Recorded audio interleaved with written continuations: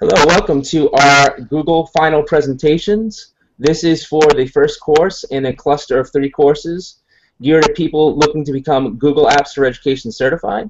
We're looking forward to your presentations tonight. We have 4 people ready to do their final presentations tonight. I'm going to turn it over to my fellow instructor here, Al Pisano, and he's going to introduce us.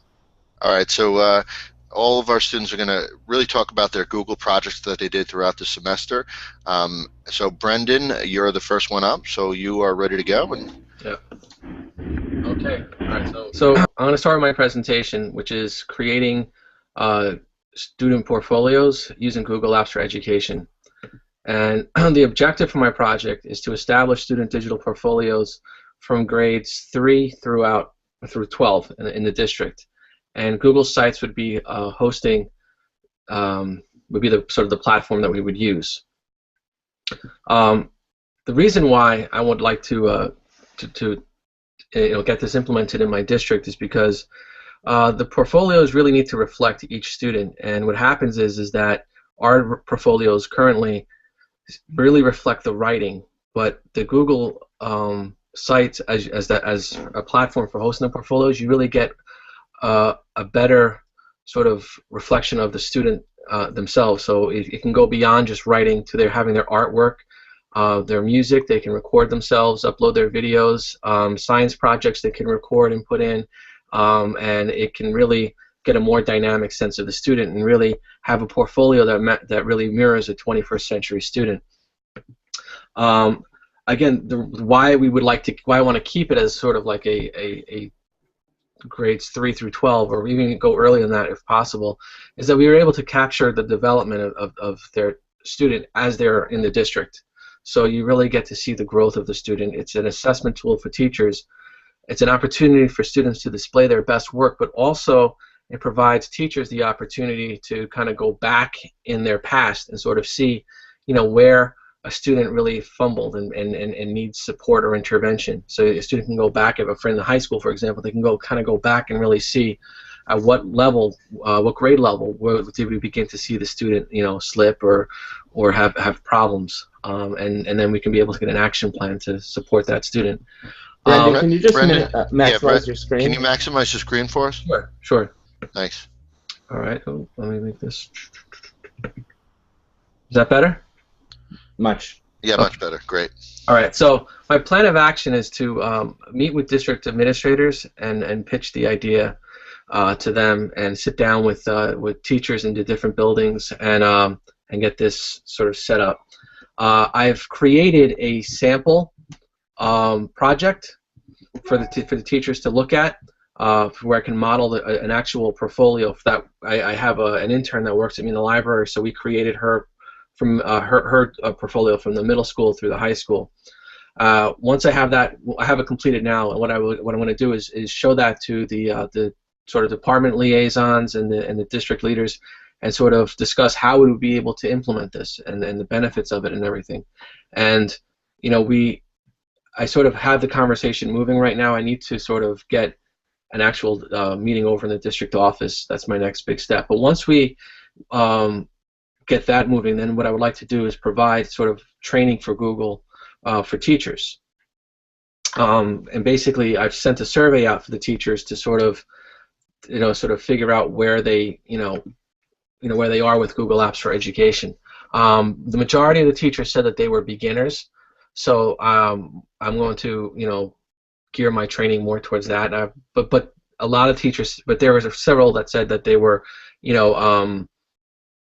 proficient, that they were intermediate or advanced skills. So I'd have training for them. But what's interesting is that a lot of them asked, instead of training like a professional development training session, like push-in time with them or planning time. So that's an option that we're going to look at as well.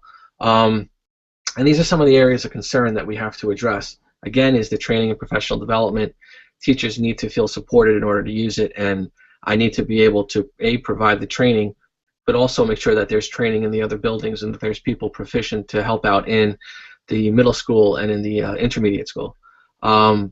I also have to deal with, what if teachers who don't want to participate or support this? We have to kind of get everybody on board and get like a sort of like a an all-for-one mentality going in the building. So I really need to sort of, pitch and sell this idea in the district.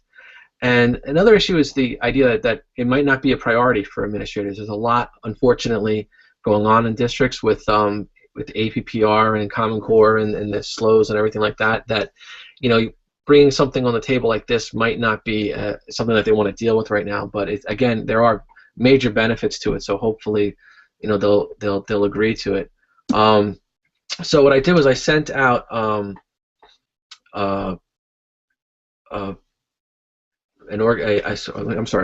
basically organized the sites so that we breaks it down so that between the actual showcase of the site and the how an individual class, because one of the issues that were brought up was that what I'm pitching in one sense with the sites is that it's a showcase of the student work versus the teachers who want a sort of portfolio for their classes. So I want to sort of get both sort of taken together. So what I did was I organized forms and templates and shared folders as a means for the form submission for the classroom, like a template that we can I was at a training for Google, and there was someone named Kern Kelly, he was a teacher out in Maine, who had something similar to this that I sort of decided to use, where teachers would have all their major assignments sort of laid out, and the kids would basically be pasting the links to these assignments, and that would be sort of like their portfolio that would house all their assignments. So I'd have that set up for them. Some teachers also like the shared folder idea with Google. The idea for having a site that's one I put down model that's a general model, and I'll show you that in a second, but that's sort of like the district version. But there was a student that wanted one geared more towards he's in the arts, he's into theater and everything, so he wanted one geared more towards that, so we were able to modify that.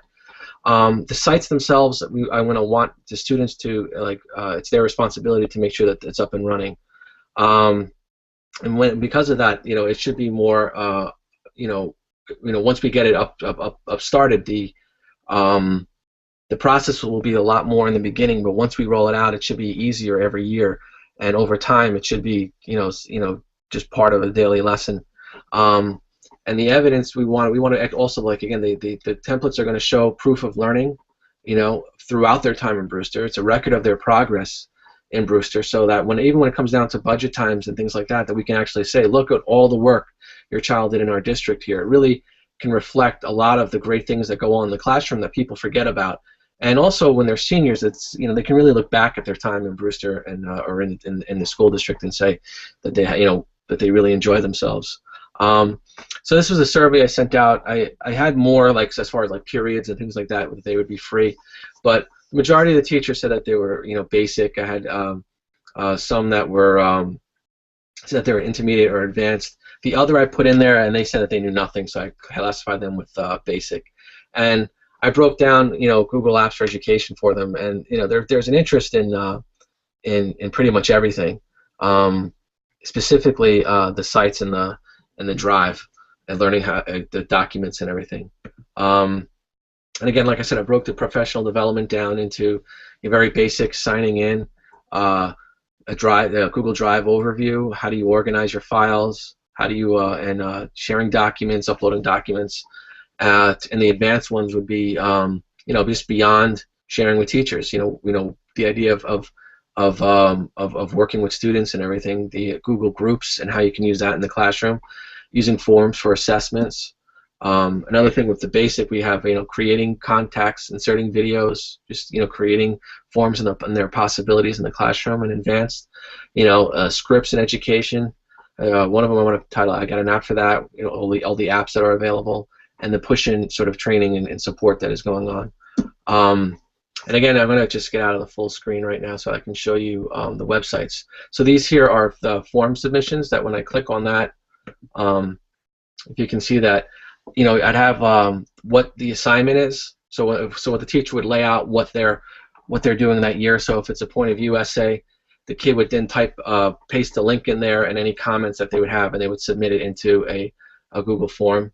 That would be one way of submitting of having a portfolio in the classroom. Another one is the log sheet, which I mentioned to you before, which would basically be a breakdown where the kids would just get a copy of this. They'd make a copy of this, and then as the year went on, they would just they would just paste their assignments in here, and the teacher would have a copy of this to the senior sites. Now, what was interesting is I had this site. This is a student who created his resume for he was applying to a school that had a really good theater program, so he wanted to sort of have a sort of he didn't put a acting video in there yet, but he has his singing in here that he uploaded, his directing that he did, and his little write-up. You have to get him to work on the font coloring and everything. But Brendan, can you just hit Command Plus a couple times so we can zoom in, we can see it a little bit better? Is that better? Oh.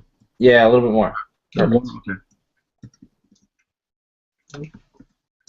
All right, so as you can see, like he has like the his videos are in here as well, so that when he applies to school, he can add this in his application and or when he's in meetings, so they can actually see what he's doing. And the other one is the district example that I was telling you about. This is sort of the big one that I'm pushing, in which this is my intern here, a nice shot of her, and she kind of puts out all of her accomplishments here during her time in the high school. But as you can see, everything it goes down to 7th grade. What our goal would be was to get their entire time in Brewster. But you click on the assignment, and this is like I was telling you about they can do it this way if they wanted to post in their assignments where they have everything broken down. They can insert videos that they did in their classes. This is a Holocaust and literature class we were doing. This is a history project, and it's for all of her subjects. But again, it's not just English. It's some of them are a lot of them are English, but some of them are Spanish, some of them are psychology, and it goes all the way down to like 8th grade and more. So I was very lucky that she agreed to kind of find her old papers and stuff like that. So this would be the let me get out of the full screen mode. This would be the the goal for the district, and that's it. Should I share anything else, or do you need to see the plan or anything that I posted on in Blackboard, or do you need anything else? No, I think you did a great job with that, Brendan. I think we have some. I have it like the write up and everything that we posted on Blackboard and everything. So. Mm-hmm. Yeah, I think you explained it real well, and I think we have a few comments. It sounds like a really great project with some wonderful possibilities, especially on a professional development side, as far as spreading the word about the value of digital portfolios and using these Google tools effectively. I put one comment. I love the use of the forms where they can put a link to a Google Doc and it collects their assignments automatically. I think that's a great way to kind of start to collect things, or at least easily in essence cite what they want to in their kind of best practices assignments. Yeah, I mean the teachers like that one because it didn't clutter their drive. Everything they didn't necessarily, they just made it open, the link open, and they would just post the link in there, and the teacher would get access that way, where their drive wasn't just overwhelmed with assignments. And what was great was the feedback that I was getting there. There are a lot of teachers that really. The one thing I would say about Google Apps for Education is that a lot of teachers really want to learn it, and normally, like in my experience, you'd have like a new tech tool or something that you'd have in the district, and there are people that would just be like, yeah, whatever. But there are people who are scared of technology that want to learn this, and those teachers have been the ones that I have been, that I've reached out to. They've reached out to me, and we've been working together to get them on board. And it's been every day is a success. So it's I'm really happy and pleased with that. Okay, great. So we have a couple comments. Melissa, Tory, you want to just restate your comment, Melissa? Sure. I was just saying I think that this would be a great thing to work on with the guidance department, because I can see that this, especially as like a foot in the door for the kids that are willing to do it for their college applications, and kind of having it grow from there. Yeah. I mean, I thought that Sorry, go on. No. I was just going to say, I think, I know I'm a librarian too, and there's all those cuttable areas that look so good on portfolios, but are always so in danger when budget time rolls around, and this is a great way to highlight that as well. Yeah, I mean, I just don't think that, you know, at the end of the year, kids move on and they kind of just forget about everything that happened, and I think that it's great that there's ways that we show what we do in the classroom, because, you know, you want a kid that's a senior to look back and realize, oh wow, the engineering club did this, and they have, you know, evidence of that in their portfolio that they're going to show, you know, and it just gives us more. It's an opportunity for us to really showcase what we do through the students, through their work, and you know, I think this is a nice tool to do that with. Yeah, Brendan, anytime you could reflect on anything you do, whether it's as a student, as an adult, writing it down and reflecting on that, in essence, you're giving them a tool to learn how to do that throughout life, throughout their work career, throughout life, which is really great. Yeah, I was just going to say, just to jump in for a second, like having something like this in the high school or middle school and beyond to the high school, then in college they can keep adding to it. Then when they're looking for jobs, they can keep on, you know, chronicling this process. You know, having a resume nowadays is not as you know, showy, I guess, as having a website portfolio to show what you've done. I mean, you can see those real world applications. So I think that is great. A big piece to this, though, too, is that, you know, I know, like, in yesterday's, I know, was it last week? I mean, we were talking about digital footprints in one of our previous classes, and this is a great way for kids to get a positive digital footprint of themselves. You know, they're putting a lot of their great work online, and it's a way to show how you can use, you know, the web to make yourself look good, as opposed to like just how some kids just use it. You know, it just doesn't help them. Yeah, great. Yeah, and that's a great point too, Brendan. All right, so Tory, you have a comment as well? I actually think it was answered as he was going along. I just asked if you what building do you work in, or if you worked in all of the buildings in your district? I work in the high school. Okay. So it would probably be something you'd have to get other colleagues on board with, like in the elementary school and the middle school, in order for it to be, you know, work throughout the district. Yeah, what I would like to do is get the principal and the other principals in the other buildings to be part of this conversation and take it from there. I mean, it's once you get I do a lot of it is just the template work and setting it up for them, and then once they have that, right, the question of supporting it and getting teachers on board and providing the training. And like I said, as far as the showcase piece, the site, you know, it runs itself pretty much. We get the kids to, you know, all you need is the teachers to encourage them to upload it and to maybe make an assignment out of it or something. Pick something from science or from math or something you want to showcase, and get them to do it. You know, but yeah, so I'm hoping that, you know, it works out. All right, great. Really excellent job, Brendan. All right, so any more questions or comments for Brendan? All right, thank you so much. I believe, Tory, you're up next? Yes. Okay. I will share the link for my Google document where I wrote up the plan for my assignment. Okay. I'll put that in the chat, and then I'll share my screen. Great.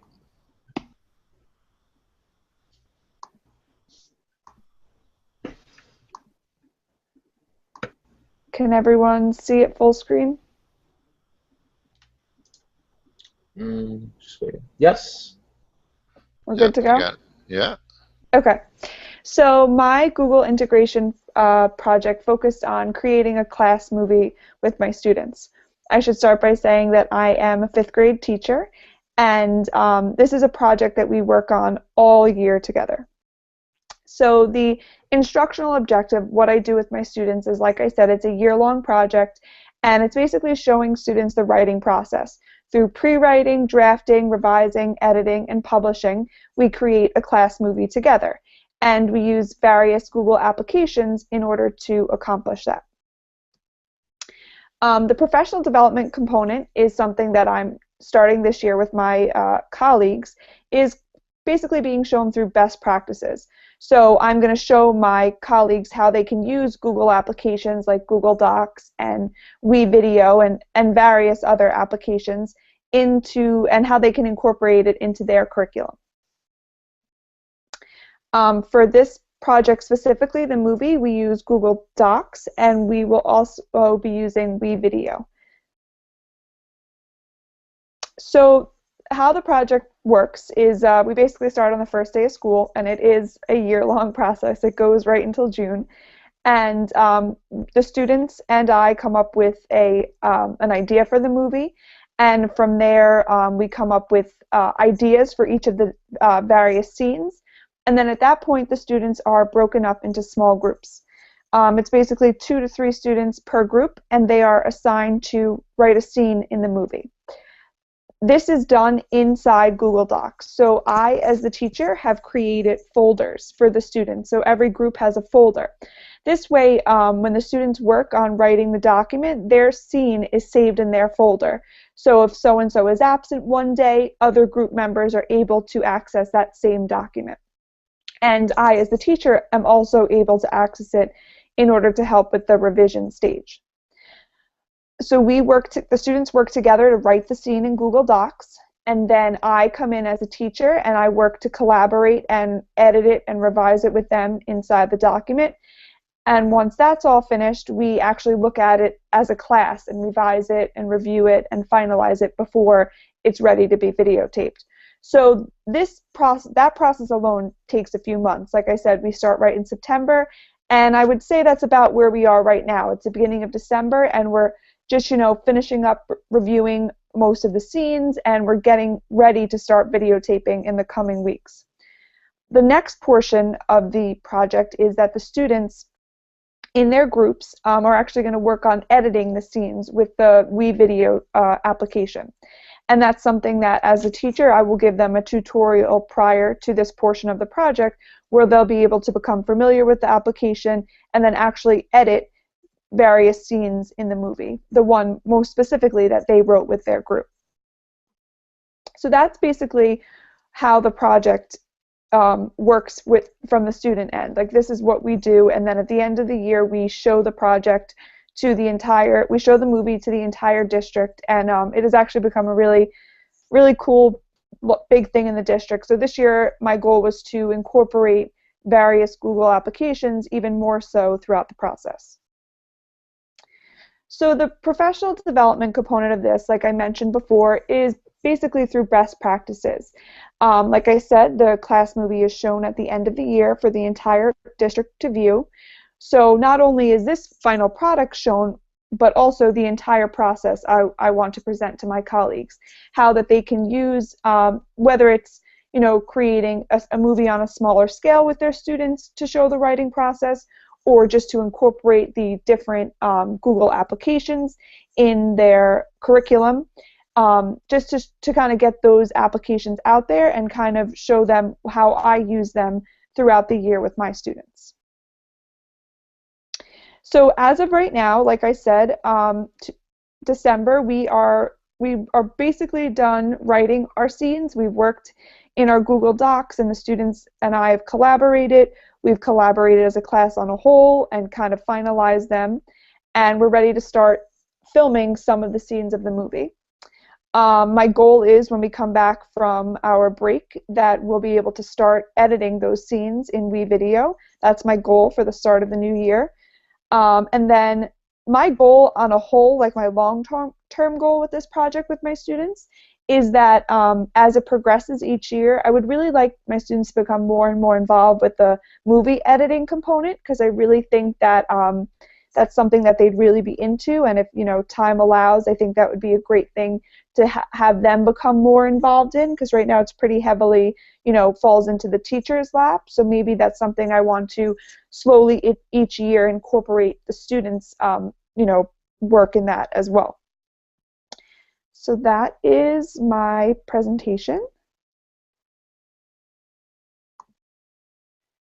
Any questions or comments?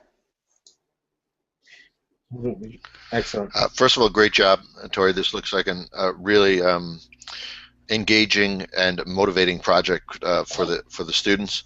I made one comment. I think it's great that you're able to, or will eventually be able to model this as a best practice to your peers, to let them review, reflect, and then take some of what you're doing in the classroom and apply it to their own classrooms. I think that's one of the best ways to promote technology use, by kind of showing someone at the teacher level sees another teacher doing it, and then they're more comfortable in turn doing it as well. Yeah. So you really great job with that as well. Excellent. I really love that the students are going to be filming. They're writing. They're kind of going the whole process. They're writing something. They're filming it. They're editing it. So they really see the process of how much work goes into making a video. And I guess they're not only just filming. They're writing it. They're filming it. They're acting in it. They're filming it. I mean, they're doing every bit of the process, which I think is great too, giving them an ownership to be to the star. Yeah.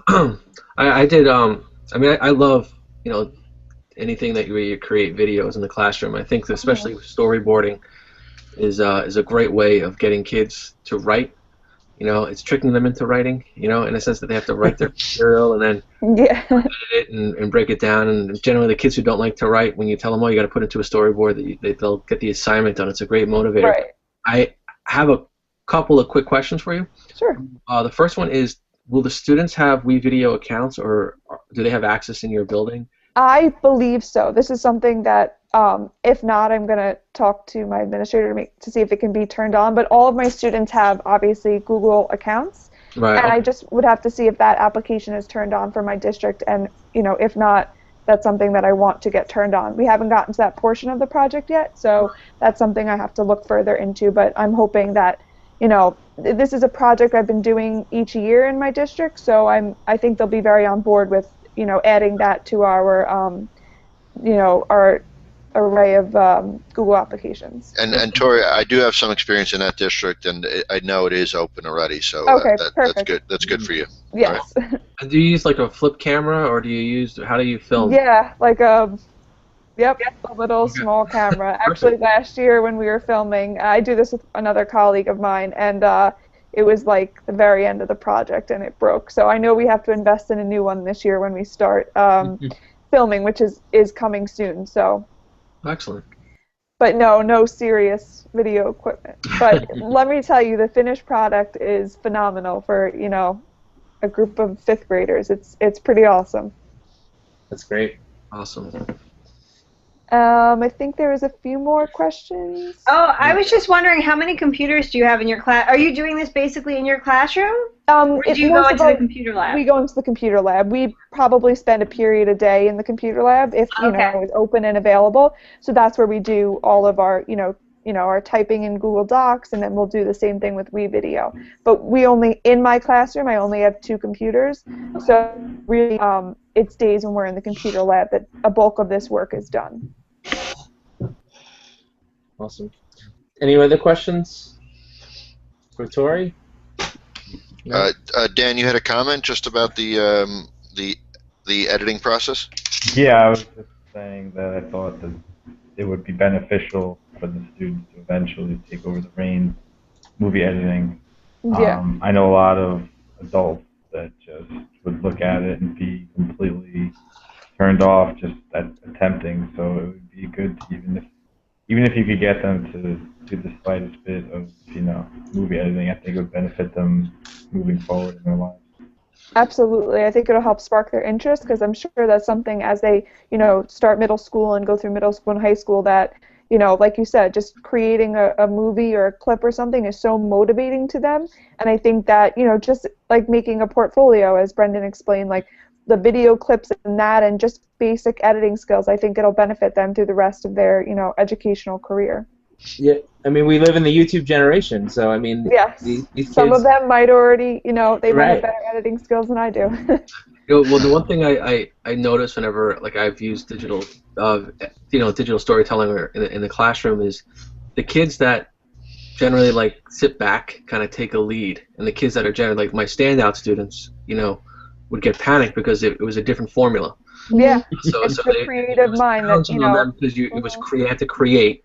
And the kids who were I had this one girl, she was very creative, but she was a solid C student, and she gave me the most amazing work. It was yeah. I would say I see that with this project as well. My students who, struggle in math and even in writing, they, when I say we're going to work on the movie now, their eyes just light up and they become so much more engaged and motivated and, contribute so much more. And I think, it just hits a different area for them and, it really sparks their interest, which is great because at the end of the day, it is writing, it is editing, it's revising, they're working on all of those skills. So it's great to motivate those students who are often, not motivated in that area. And those skills are just as important as the other skills. So I think it's great Yes. that they can, and maybe, when they're working together, the more reading, writing kind of students can rub off on more of the creative students, and they can kind of, help each other out, which is great. Yes. All right, great. All right, any other comments, questions for Tory? Great job again. And next up we have Dan. Okay, hi, my name is Dan Mirabile, and for my project, we're going to look at Google Hangouts. So even though we're in Google Hangouts, that's what I decided to do my project on. A hangout within a hangout? Yeah, so it's kind of was Hangoutception, Inception kind of thing. I always have to make that stupid joke. Anyway, so right now I'm going to pull up my presentation on Google Hangouts. Is everyone getting the screen share coming in? Yeah. Okay, so here is my Google presentation on Hangouts. What is a Google Hangout? Obviously, we all know what a Google Hangout is, but part of my decision to do a project focusing on Google Hangouts was to eventually adapt it into a professional development workshop. So I created a Google site based on pretty much everything that's in this presentation. So I'll kind of go through the presentation relatively quickly so we can get to the site. It's basically about teaching people how to use Google Hangouts, that you can video chat and you can text message, but you can also do a lot more with using Google Voice to make phone calls. You can live stream like we're doing right now.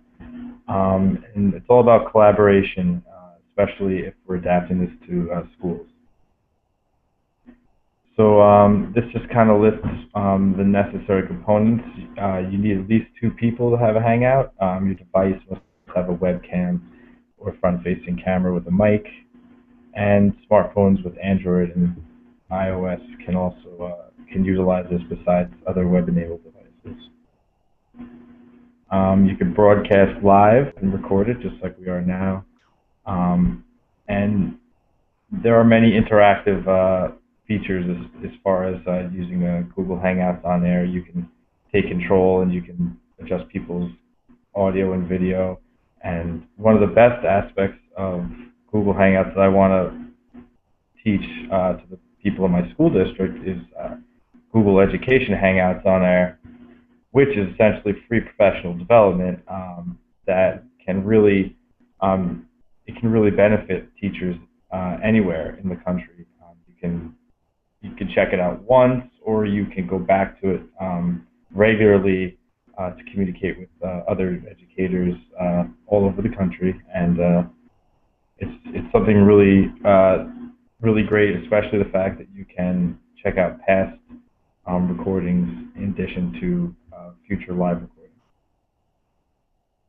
And then connected classrooms, which is fairly new, but virtual field trips I feel like they're only gonna become more popular because you're really limited to the region in which you live for going on field trips with your school.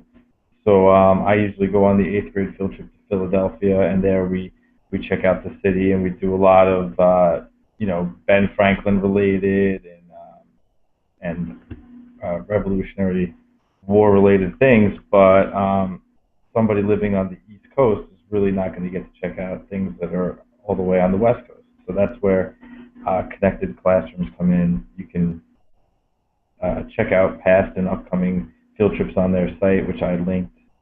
And I think eventually it's really going to become a great way for teachers to just enhance their lessons in the future. And then the big question is, how is Google Hangouts useful in education? Well, right now, as of now, it's not enabled on Google Apps for Education because of the Google Plus social media aspect of it, because you need Google Plus enabled to use a Hangout. But I think that in the future, if they can find a way to limit, and restrict the Google Plus feature, Google Hangouts can become a great resource for students to communicate with other students on projects, in groups, and even to communicate with their teachers. I know some people set up Google Voice kind of as a homework number where students can call that number if they speak to their teacher, but I feel like a Google Hangout would be a better environment for tutoring in groups, and I think if Google Apps for Education enables it in the future, I think it would be a great thing for everybody. And then here I've linked my Google site. Let me just zoom in here. I basically created this so that I could share it with other teachers. I can basically just adapt it into a professional development workshop. I have my announcements page in the front here. I've linked my YouTube channel with some of the screencast-o-matics that I did. Here's two of them right here. I did one on features, all the features that we've talked about, and basically just once you have a Google account, how to sign in to Google Plus and start a Hangout. I'm sure that would be one of the biggest and most difficult aspects for some people. And I basically just created a page that answers every question in regards to, what is a Hangout. I linked a lot of the Google videos that already existed on their page, but I also created some myself. What is a Google Hangout? What are the different features? How can I sign up? Where can I sign up? And then I broke it down into Hangouts on Air, Google Education Hangouts on Air. I posted links to the schedules. I discussed connected classrooms. And then I even put in a section called Fun and Games, where there's actually some people that play some pretty awesome games on Google Hangouts on Air. They do live game shows. And this one is actually really awesome. It's basically an interactive, competitive hunt for different objects in a virtual museum. Some of these are actual museums around the world. And it uses the webcam on your computer to actually map which direction you're looking at. So if you look to the left, your character will actually, look and walk to the left. So that's one of the cool ways that people are utilizing Google Hangouts. They're creating games. And then I posted a feedback wall. I did a Padlet feedback wall, which I have to load the unsafe script for. And eventually, my Google Chrome doesn't like me. There we go. So that people could post feedback and respond to the Google site. And that is my presentation. So I will finish screen sharing. Is that it? Nice job, Dan. Yeah, really great job. I think you've created a really nice resource for teachers to use. Anyone who's interested in Google Hangouts, it's a really great resource you've created professional development-wise. I think the virtual field trips, you highlighted that as specifically too. That's gonna become, as budgets go down for schools, I think it's gonna get more popular. And as affordable technology comes out, we can get real life HD experiences with a lot of this technology in an affordable way for districts. So the connected classrooms and Google Hangouts, I think you're highlighting all of this and hopefully offering professional development on all this future forward at a great time, because it's one of the most exciting technologies out there right now. So. Yeah, I'd love to do professional development on Google Hangouts specifically, but it's tough when it's really, especially in a district where they don't have Google Apps for Education, how do you really pitch, other than connected classrooms, how would you really pitch it? Because with connected classroom, at least a teacher could use a personal, Gmail account and have everybody in the classroom. Yeah, I think a lot of the districts are, moving towards Google Apps, so I think that problem will kind of remedy itself. I think even if it's closed off for the students, as you say, it'll be open for teachers, and you could have enough so that a large group, a class, can connect with another class with a teacher account. But I think that it's going to be solved eventually, as you stated, down the road with students as well, and I think will be offered as part of the Google Apps suite, hopefully anyway. Yeah. I had a situation last few weeks where we're trying to get Hangout. We are a Google Apps school, and we were trying to get Hangout enabled for one student, which we were unable to do. But it was great because students can have Hangout without Google Plus. I found that out through a lot of research, But they can get that. But it's great because like you mentioned before, there's some really phenomenal, like Google sponsors some phenomenal Hangouts with famous people. I posted over on the comments. Ken Burns had a hangout with about his Gettysburg Address, the documentary that he just did. So schools can just hang out with him, and he can give his presentation and talk, and it's really cool. I think this is phenomenal. I think this is where tech is going, and schools need to kind of get on board with this. Yeah, I think it's great. Especially with Hangouts. Really, all you need is a Google account and a webcam. I mean, there's not really much hardware. As you said, you can use it on mobile devices, which are becoming more and more popular. Really, any device that has a camera, you can use the Google Hangouts. And I really enjoyed the games, the fun Hangouts, especially the one that tracks which direction you're looking in to kind of move the game along. I think those kind of technologies, those gesture-based camera technologies, are only become more and more prevalent, and really kind of provide that kind of in between of going to, as we kind of added to conference calls, we used to chat online via text. Now we're doing video. We did audio calls. Now we're doing video calls. I think that's kind of the next step, having that gesture technology to kind of give you that almost real world experience. Yeah, and Melissa, you had a comment as well?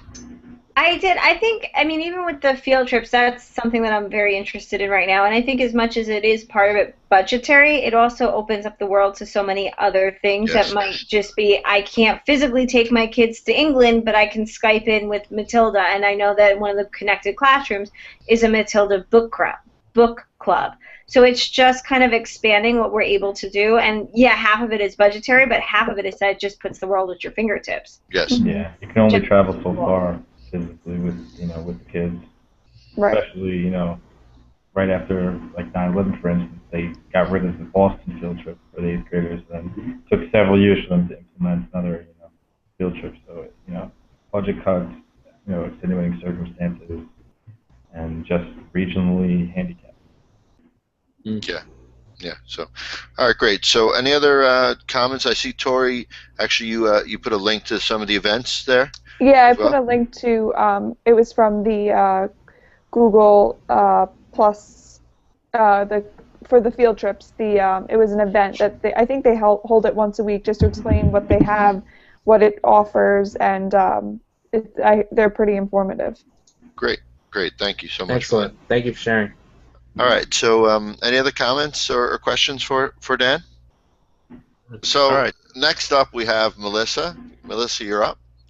Okay, my name's Melissa Iamonico. I'm a librarian in the Greenberg School District, and I'm going to be talking about how I used Google Forms with actually a third party with our school. We were very lucky to be part of a grant with the Greenberg Nature Center. The Nature Center is actually doing the one funding the grant, and so they have all the responsibilities of reporting the findings. However, the way that the grant works is that they're coming in for one lesson in the spring and one lesson in the fall, and I am doing the in-between part. So the kids, when they come to library, are actually doing science programs. That's a really good way to blow up the school, just in case anybody's wondering. Give the librarian science to do. And then they are following up with me. So we've had to work very, very closely together, which is a good thing. One of the things that they needed to do for the funding of their grant is show a pre-starting point on what the kids knew and what they knew afterwards. We decided the easiest way to do this was a survey. However, administering a survey to 375 kids is not always that easy. We also thought that because not all students come to library, I lose a lot of kids to band or to reading classes. It didn't make sense to have the home-based teachers do the survey because that's going to skew the results. A kid that doesn't come to the library classes is not going to gain any knowledge, so we didn't want them in the survey. Also, teachers participate, but not always in as close time as we needed it to. Trying to have the Nature Center import the results for 350 surveys didn't really seem practical, and since the gist or the goal of the grant is to increase eco-friendliness and environmentalism, distributing paper surveys wasn't really an option either. So the solution was Google Forms. And this was great because I was able to create an account simply for the grant. The students could take the survey during library time, and I could create and administer the survey with the Nature Center being able to access it and make changes as they wanted to. They're able to access the results. We're able to both be working on it at the same time, which is really great. Like I said, I work with them very, very closely, but we're not physically located in the same building, and because of scheduling, that becomes difficult. And the most important thing is that this is a very eco-friendly way to be working, especially collaboratively. We can make comments on each other's documents. I can send things to them. They can be looking at it. There's very little printing involved. This is an example. I'm really sad because one of the things that I figured out was that I changed the background so that each survey had a different physical look so that I could very quickly look at whether or not the kids were doing what I needed them to do.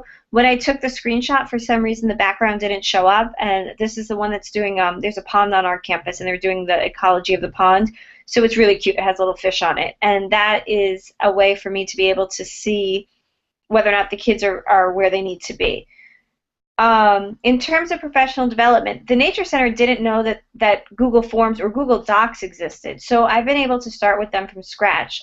This took place both as a group overview. I had the whole team together, and we were able to kind of go through it and do a step-by-step and look at some of the results, and then as a one-on-one basis as needed.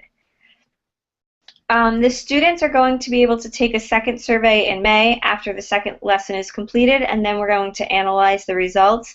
One mistake that I made, I hijacked a cart of iPads, and it was actually not necessarily as easy for the kids to do the iPads. They're not really used to them, and especially the ones that were multiple choice questions that they were trying to tap in, they would tap the wrong thing. I also have my 5th and 6th grade classes back right up to each other, so I was leaving the drive form open so that I could easily switch, and some of the students were accidentally able to respond right on the live survey, so I had to go back and change that. That took a couple of times for me to catch on to, but they have, I've gotten better at that, and they're getting better at it too. And we are meeting next week to start to plan for the spring session as well as start to plan for next year's grant. And we're going to be able to do that on Google Docs.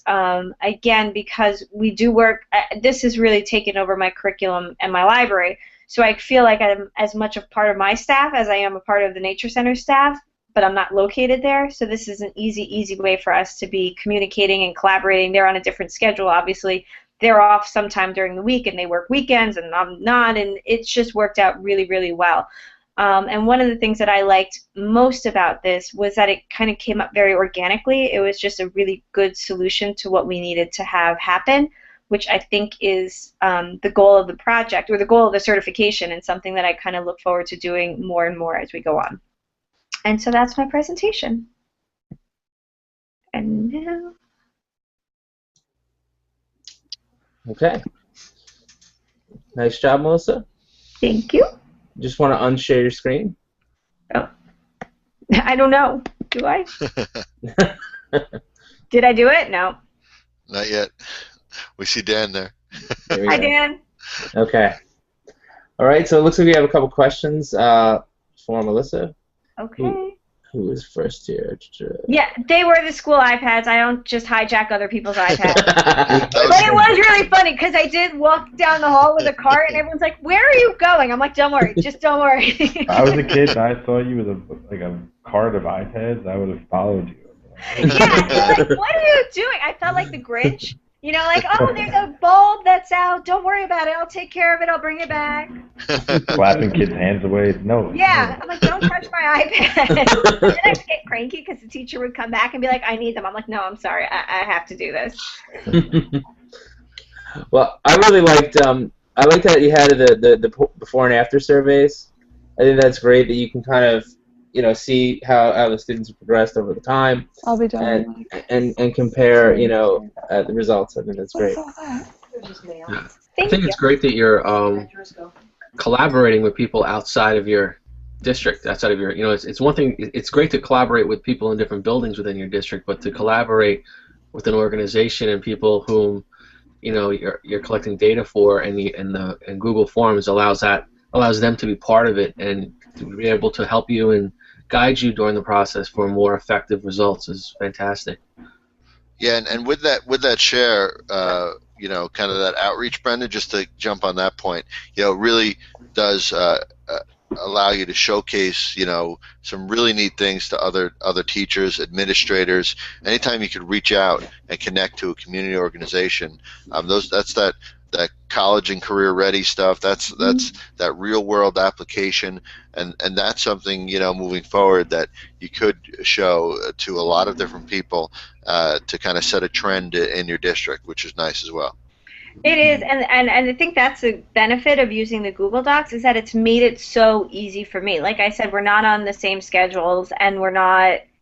But even something as silly as not needing to send the link when you're working on a document, like they can just log on and it's there, and that way we don't have to be on the same schedule, we don't have to be on the same time frame. It's just a very easy way to work on it, and I really like that I was able to show them something that they weren't aware of yet, that they really didn't know existed. Yeah, I think it's great. And I also loved your use of backgrounds in the forms to kind of monitor what the students are doing. I thought that was a unique way of using it. And the thing is too, like, I didn't need it. It was more that they were hitting the wrong thing. Not even that they were doing something on purpose. It was that because it's like they got rid of our transition times this year. So second period ends at 10 o'clock and third period begins at 10 a.m. So managing that transition and the iPads, and the kids aren't used to using iPads, so that's where it's like you're like, why are you in my Google Drive? How did you get there? And they're like, I don't know, I shook it and I hit something and this is what happened. So it made it easier for me just to kind of visually be seeing where they are. Great. Any other comments, questions for Melissa? No? All right. No. Well, thanks so much. This is a great group. It's been a pleasure having all of you in the first course, and we're looking forward to the next two courses. All of the projects and presentations were, you guys did a really great job. We're so happy that we got through all this together, and you guys are moving forward with all this stuff as well. So thank you for that.